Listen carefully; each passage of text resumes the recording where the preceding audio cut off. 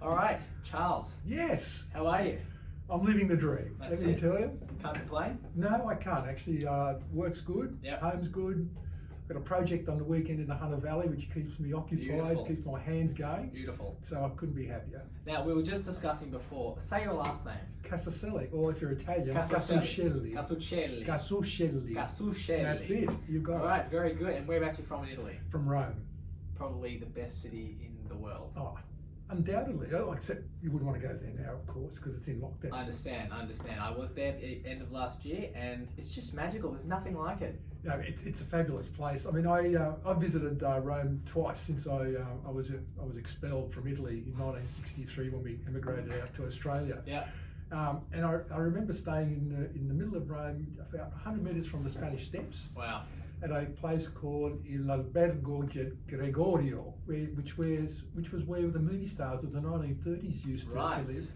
And we stayed there for a week. I couldn't afford it, of course, but somehow we ended up there. Yeah. And I remember that every day we'd wake up and we'd just pick a street and just walk for half a day and half a day back. And we did that for a week. And we were just mesmerised. It's just a city that you could spend an awful lot of time. And what's amazing, I know this is the Western Sydney Business Podcast, but two Italians in a room, is you just walk in one direction, you see the Pantheon. Exactly and then you're at the Spanish Steps. Exactly. And then you're at the Colosseum. Yeah, absolutely right. It's just fabulous, isn't it? And, you know, we talk about Western Sydney. I've been running around now, actually trying to convince the Greater Sydney Commission and a number of others that the new Western Parkland City shouldn't be a Western Parkland City. It should be the Western Parklands and Fountain City. Nice. Based on the Roman model. Yeah, okay. You know, in Rome, you could just go for a walk, and you know, within half a day, you could walk past a dozen different fountains, right? Absolutely. So I said, why don't we do the same here? Because Western Sydney suffers from extreme heat and heat waves. Correct. And you know, splashing water in the air actually cools the ambient temperature. It also allows people to dip their feet in it and wash during summer. People hang around the fountains. People hang around the fountain. What better way to actually build communities? So smart. So that's my contribution. We have the waterways for it. Yeah, we have some of the waterways, but we've got to get smarter at using water. We're not smart at using water. But I believe that we could actually build some of these fountains, be known as the Southern Hemisphere's version of Rome. That's it. Wow. With all these fountains. You've heard it here first. Make Western Sydney like Rome. Exactly You've right. Heard it. Absolutely. Anyway, enough on Italy. So you are the CEO of the Western Sydney Regional Organisation of Councils, known as WesRoc. Is that right? Correct. That's exactly right. And so I've looked at your LinkedIn, and you've done quite a lot in your time. I mean, we've spoken about Rome, but you were in New South Wales State Parliament, the Defence Force, now WesRoc, and you actually hold an official long service medal for the Reserve Force Decoration. Yeah, it's a Reserve Force Decoration. Right, so you've done quite a bit in your journey of career to get you to this point. And I don't feel tired at all, so I don't think I've done enough. Okay. So, and the reality is, I think I keep explaining to people that ask me what have you done. I think I've had about 5 professions and 17 jobs so far. You know, from an immigrant kid from Rome who landed in Australia in 1963. Wow. It just shows that we truly are the land of opportunity. Yeah, anybody can achieve something. No, absolutely right. I had no special skills, no special gifts. Yeah. The only thing I had really was, as being an immigrant kid, my father just espoused the virtue of hard work. You know, at the end of the day, it doesn't matter how smart or how dumb you are, what skills and gifts you possess, if you just get stuck into everything and use every opportunity, it will get you places. And it's that, you're right, it's that immigrant mentality, it's that hard work of, you know, they've come from there, they see the opportunity and they just worked hard at it. Something that's probably being a bit lost. I would say, I'm a millennial, so I can sort of speak from that front. But hard work is just not something that's talked about in my generation. You and I in a room now. You being a millennial, me coming the first generation, immigrant from Italy, sort of stuff. We could talk about this today. But I've got 2 kids, you know, and they're spoiled. I mean, they don't know. Actually, I was having a laugh this morning with my 2 daughters because they were looking at the TV, looking at all these people rushing around buying toilet paper at the moment. Yes. And I don't know how to come up with conversation, but you know, as an immigrant kid, when we came out to Blacktown, we never used toilet paper back then. It was newspaper. It was the Daily Mirror, if I remember right, and the Sun. It was the days when we had two. And I mentioned this to my daughters, and the reaction was, never. We would never ever use it. That's right. We just don't know any different. No, we don't. We just don't know any different. And you know, and for all the deprivation, back then, you know, we didn't have a lot of money. You know, I went to Blacktown Boys High, which was, I think it was the drug dealing capital of the world back then. You know, and I didn't have a school uniform. I didn't have the sort of books and all the other things that my contemporaries had. to actually explain that to my daughters, they can't comprehend it. You know? But look, I don't want them to be deprived of anything in their lives, as a parent would. But the reality is also they're missing out on really appreciating what they have because they've never not had. If you get my drift. No, of course. And the only way that I can sort of experience that, I was just young enough to know CDs, for example, and DVDs. But kids that I know, they're born with iPads. I remember when the iPad came out, even for me, even the iPod Touch. I remember used to having Samsung on the bus playing music from that, and then the iPods came out, and then iPhones and now iPads, and you can play music from your watch. So to an extent, I understand it. I definitely do, but we'll get there. So please, WesRoc, Western Sydney Regional Organisation of Councils, I've sort of put a description here as to what you guys do, but I'd much rather hear it in a more sophisticated manner from yourself. So please run us through what WesRoc is. Now, let's get something straight. I'm Italian, right? Yes. So I don't have too many sophisticated thoughts. I just have very simple, practical thoughts. But look, the Western Sydney Regional Organisation of Councils was set up in 1973. It's a long time ago. And we've been advocating for the residents and workers of Western Sydney since that time. And if you remember, actually no, you wouldn't remember, but in 1973 it was actually set up by Gough Whitlam. And the reason the Regional Organisation of Councils was set up was because Gough Whitlam, in his wisdom back then, wanted a mechanism to try and get federal funding direct to councils. Because the state governments kept getting in the way of what the federal government wanted to do. So he came up with this idea. And it was great because since we've been established, we represent the majority of Greater Western Sydney councils. Now, our membership changes from time to time, given a whole bunch of political things that happen from time to time. But in all that time, we've been really successful doing stuff. We were the people that were advocating for a minister for Western Sydney, for example. And I note that you've got a few. There are a couple of things here that I didn't even know. You campaigned for the creation of University of Western Sydney. Correct. You know, as I said here, the Minister for Western Sydney, fast tracking the M7 motorway. Absolutely. All those things. There's a lot of things that we've been doing collectively. So because local government, I mean, councils are councils at the end of the day. They are very parochial in their view. They only want to look after their communities, but along the way, they got the idea that, what's good for my neighbour is also good for me. So can we collectively, local government in Western Sydney, come together and formed the Regional Organisation of Councils? And since then, it's just been going from strength to strength. So I think WesRoc is the longest serving regional organisation of council in Australia. Does it have to be? Yeah, well, given that time, I mean, how many institutions last as long as WesRoc has, especially when you've got a membership base? You've got to keep members happy. If you don't keep them happy, they go somewhere else. And so there's a whole list of councils that you've partnered with. Yes. Who are some of those councils? So in fact, we don't partner. The councils actually own WesRoc. So we're a company limited by guarantee. So we've got 8 councils at the moment that are part of our membership base. So it goes from Cumberland in the east. It includes Blacktown, Parramatta, Fairfield, Liverpool, Lithgow, the Blue Mountains, and the Hawkesbury. Now you might ask, what's Lithgow got to do with Western Sydney? That would be an west. It is west. It is west. But under any definition, you wouldn't think it's in Western Sydney. Correct. But Lithgow, to their credit, the councils got together and they formed a view that Lithgow's future isn't looking west to the regional parts of New South Wales. It's actually looking east because they believe, and in fact, I believe, that when Greater Western Sydney is full, and this could happen by 2056, when the future transport plan is looking at what transport is required in Western Sydney back at that time. And they thought, well, the next stage of growing Sydney probably ain't going to be on the top of the mountain because of heritage issues and tyranny of the state. Exactly right. So they think, and we agree with them, that I think Lithgow could be the next generation of affordable living for people that work. You could be talking 50 years. You could be talking exactly right. Exactly right. And if you think about it, Lithgow is no further from the new Western Sydney Airport than parts of the Central Coast, for example, and no further than parts of Wollondilly, Campbelltown, and Camden, for example. So they say, we want to have a look at what Western Sydney is doing. You've opened my eyes from that point of view. I'm not. That's definitely changed my perspective. I wasn't thinking even that far as to how Western Sydney can grow. Well, think, where is the next available agricultural land? You've got to go through the mountains. Exactly right. Where's the gateway to tourism for regional New South Wales from Sydney? It's there. Where is the last bit of manufacturing in regional New South Wales? It's in Lithgow.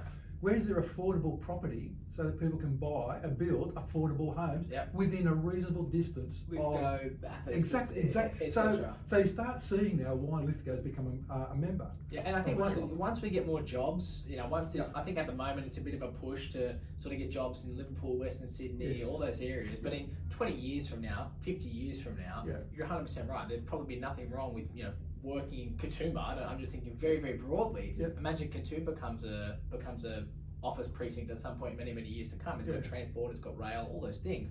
Services Bathurst, you've got Lithgow. You're 100% right. It's definitely an interesting angle to be looking at. And the other thing is, of course, if you look at the mountain escarpment, do we actually want offices in Katoomba, for example? We want it? And the answer is, if you ask Blue Mountains Council, I'd probably say not really.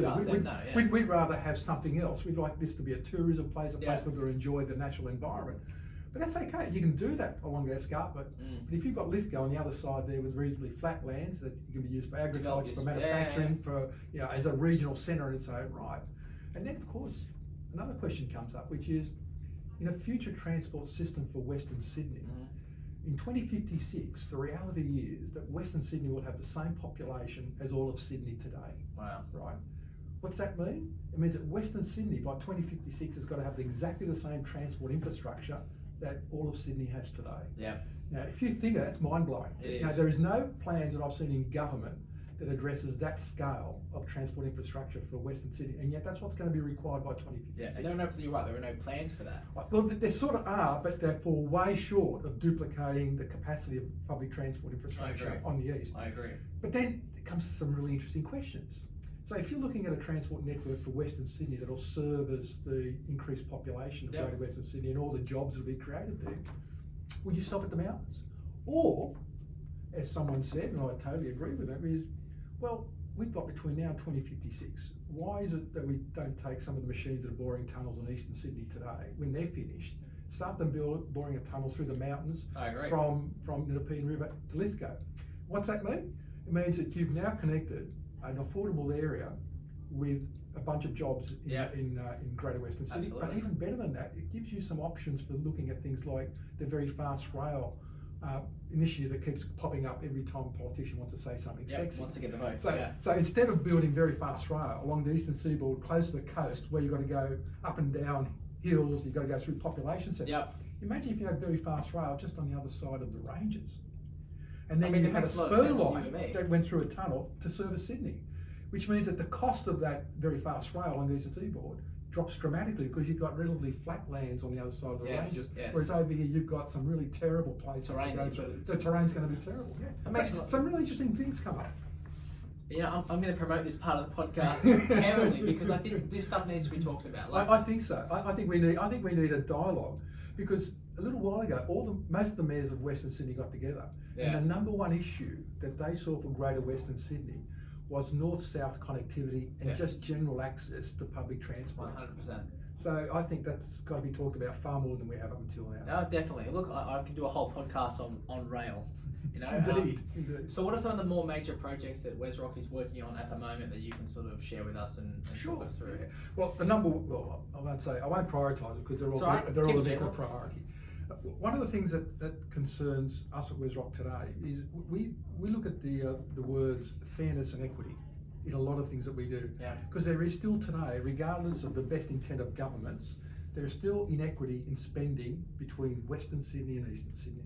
There is still the majority of spending is happening in Eastern Sydney for a range of things. So one of the things that we're concerned about is that we're not spending enough money on a transport network, a future transport network for Western Sydney, especially for north-south.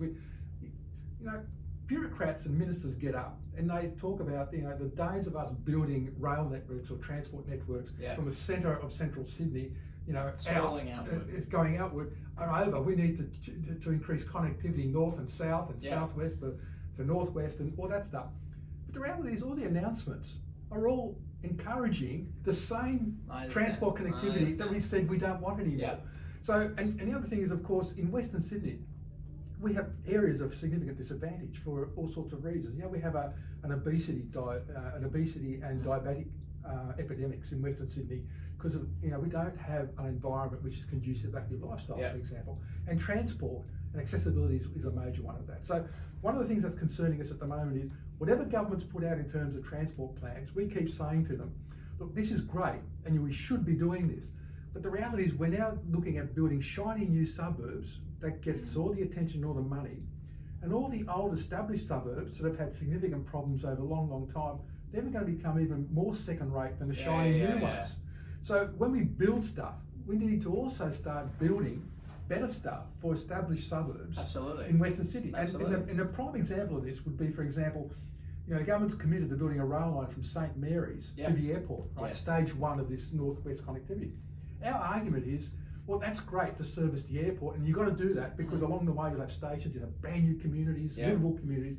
So, but north of St Mary's, there are significant areas of disadvantage between St Mary's and Schofield. But there is a world above St Mary's. Absolutely, and that world up there is in dire need of investment. It needs better social infrastructure, it needs better access, better connectivity. So what we're saying to the government is, this is just an example of this equity issue, is no, you can't possibly build a railway line just from St Mary's to the airport and have all these shiny new suburbs. You've got north of St Mary's, established suburbs that are crying out for better increased livability. I feel like it's patchwork planning. I feel like we'll plan from St Mary's to the airport, and then we'll maybe look at Leppington from here to there. So you're right, and you know what drives the patchwork planning? That is driven by the fact that bureaucrats are most comfortable when they've got models and demand forecasts and feasibility studies, right? It's real easy for someone to actually make a decision when they can demonstrate that demand requires this investment. But then someone's got to look and say, you know what, the people between St Mary and Schofields in that disadvantaged area, you know, they could do with a bit of investment. And look, and the reality is that the railway line may not be required because of the demand profile of the people who use it, but the reality is that the railway line could be a catalyst for social change in that whole area, right? Absolutely. And this is what happens. Economic models drive the planning processes, and rather than have vision driving the planning process. For a whole area. For whole areas, Look, there's no doubt the government will address this, I'm sure. But the problem that we have is it's too far down the track. It's got to be brought forward. Equal priority for that part of the north-south rail link to the one between the airport and St Mary's. We've got to do that stuff up north. Absolutely agree with you. I couldn't agree more with all that sort of stuff. And that sort of leads me to something. So where do you see the future of WesRoc, given the huge growth happening out west? And you've sort of really covered that. Do you see yourselves becoming as you know, even more of a flagpole for Western Sydney, as somebody that's crusading for Western Sydney? Because there's no one really, I would say, doing that other than say Stuart Ayres, who is doing his thing, but an organisation really shouting Western Sydney to the world. Look, I think there's only one organisation that represents a collective interest of local government, and if you think about it, local government is the only level of government that understands place. Right? They're closest to the people, closest to the roads and the rates and the rubbish and the public domain that people use. Right? They get it. So the future of WesRoc I think is pretty much defined by the circumstance that Western Sydney finds itself in, which is, at the moment, councils are doing stuff that they've done traditionally. The future is about councils doing stuff that they haven't done traditionally. Let me give you an example of that. Take, for example, the waste space. Now, people would agree the waste sector at a national level and at a state level is a bloody mess. Sorry, I shouldn't have said that word, but it's a really big mess. And it's been acknowledged as a mess by just about everyone who has any role to play in this. Well, we are trying to get our councils that instead of individually going out and doing individual waste contracts, we should go out collectively and look at the marketplace and get a contract for all of Greater Western Sydney, for example. So use economies of scale, for example, right? So we're actually doing a range of studies, we're relationship building, we're prompting ministers to help local government get on board what I call regional scale contracts in the waste space, right? Not just silos. Not just every little council doing its own sort of thing, right? And there's some wonderful work. The Victorians, 14 councils in Victoria banded together to build a major waste facility. That's great, out there, right? That's great. We're lagging behind here, but that's almost our number, I'd call it around number 2 or number 3 project. So we're trying to get regional scale contracts in the waste space, for example. The other thing that we're doing is we're doing stuff that the bureaucrats in the state government are either unwilling or unable to do. For example, my board has asked me to have a look at an emerging technology that's coming out of the Shoalhaven. It's a waste management technology that diverts 95% of waste from landfill. Like those figures are That's right? 95%. What annoys me is, why does it take an individual council to go out, do due diligence in Europe to check out an emerging technology, right? Then bring it back to Australia, do all the stuff they need to do almost against the policy framework. It just doesn't help them. It gets in their way. And one of the things that I'm doing now is I'm actually being a part of ministers' door, both federally and state, saying to them, why is it that an individual council's got to be doing this? Why isn't the state and the feds looking at innovation in the waste space? And if the due diligence finds that this is worthwhile, let's invest in it. Don't make announcements about, we're setting up a $150 million fund to look at innovation in the waste space. Well, that's great. I mean, seriously, that's great. Good on you. But then what happens is someone in the waste sector has a bloody great idea, approaches them, and it's like the attitude is, we've seen all this before. We did technology. We did a study. Like we've had all these sorts of things come to us before, and they've all failed. And I'm going, well, how are you actually going to get innovation in the space if you treat every new player? So we're actually very, very big in that space as well.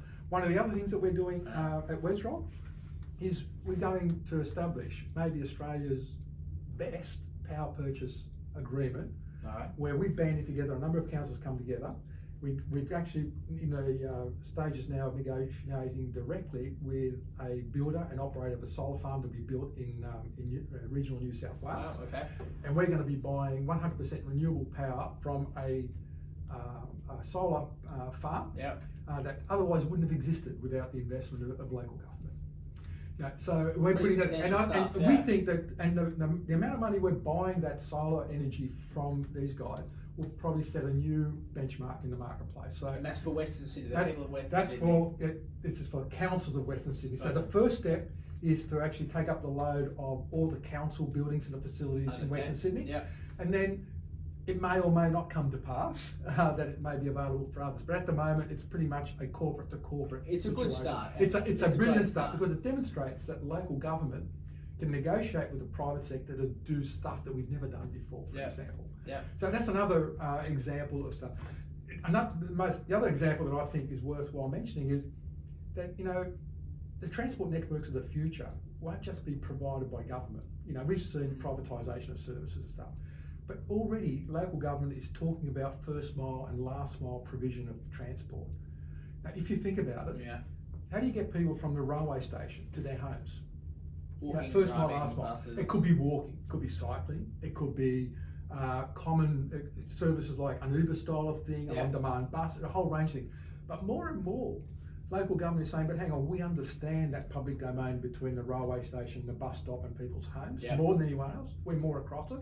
So is there a role for us to play in the overall future transport for Western Sydney? So now we're thinking about, okay, maybe we need to start thinking about, do we need to build commuter car parks? Do we need to build places where, I don't believe in autonomous vehicles, but others do. But let's say that there are... I don't have one, so I don't.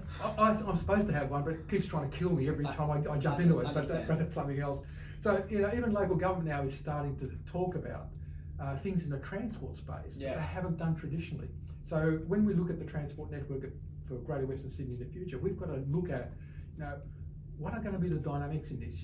If we're going to have on-demand services where you can just get a vehicle, whether it's manned by a person or not, well, you're going to have a space on the roadside to actually pick people up and drop them off, sort of stuff. So we need to build that infrastructure. So what's it mean for commuter car parks and in our transport modes?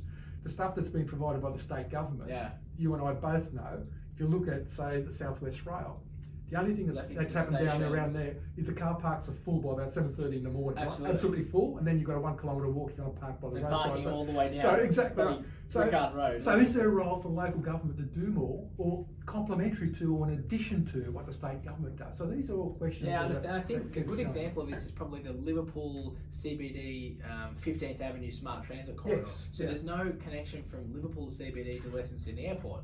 Amazingly. So they're looking at their own transport system from the CBD, trackless trams, whatever it may be, from the CBD to the airport. So I think that lends into what you're saying, and councils are now saying, well, we can do this. We don't necessarily need government. Absolutely right. We can do it. 100%. So I think the other thing that is worth mentioning is that Greater Western Sydney suffers from extreme heat and heat wave events far more than Eastern Sydney. When you've heard about it on the media. The interesting thing was that it was local government that first picked up the challenge for Greater Western Sydney. Okay. So it was our councils that came together and said, we're starting to see in our environments these extreme heat events or heat waves that are affecting our communities. So we banded together, we did some research, we put together a what we call a turn down the heat strategy. Okay, turn down the heat strategy, which has been adopted by a state government, and also I think it's mandatory reading now at Western Sydney University, which is fantastic. Great, and a lot more people are talking about this. And everyone's talking about it, which is great. But it was local government that started.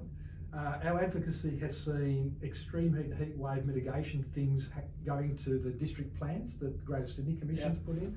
We've seen it because we did direct advocacy to the Premier of New South Wales, where we said, there's a range of things that we need to do, only one of which is increased tree canopy cover, for example. And the Premier announced the 15 million tree initiative, that sort of stuff. But the reality is, there is so much that we need to do. And I'll quote one example, which is extreme heat in terms of fatality rates, mortality rates and morbidity rates. If you compare them to all the other natural catastrophes that we have in New South Wales, we actually have more people dying from extreme heat and heat wave events than all the other natural catastrophes combined. That's the reality of it. And in Western Sydney in particular... And that's a pretty serious issue. It's very serious. I mean, the thing that I quote is, everyone says, the bushfires in 2009 in Victoria that killed 173 people. In that week, that those bushfires killed 173 people.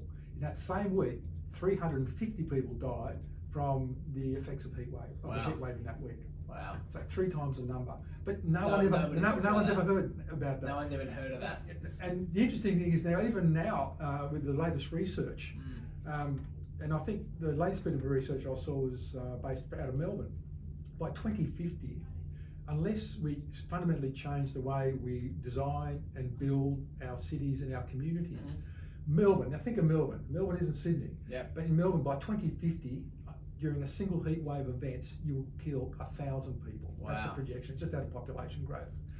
So, and those figures have some correlation to Sydney and the other cities of Australia as well. That's huge. So it is huge. So we're now working with local government to get what we call model clauses in all of our planning instruments and planning documentation. It says, in Western Sydney, you are not allowed to put dark coloured roofs on top of buildings anymore.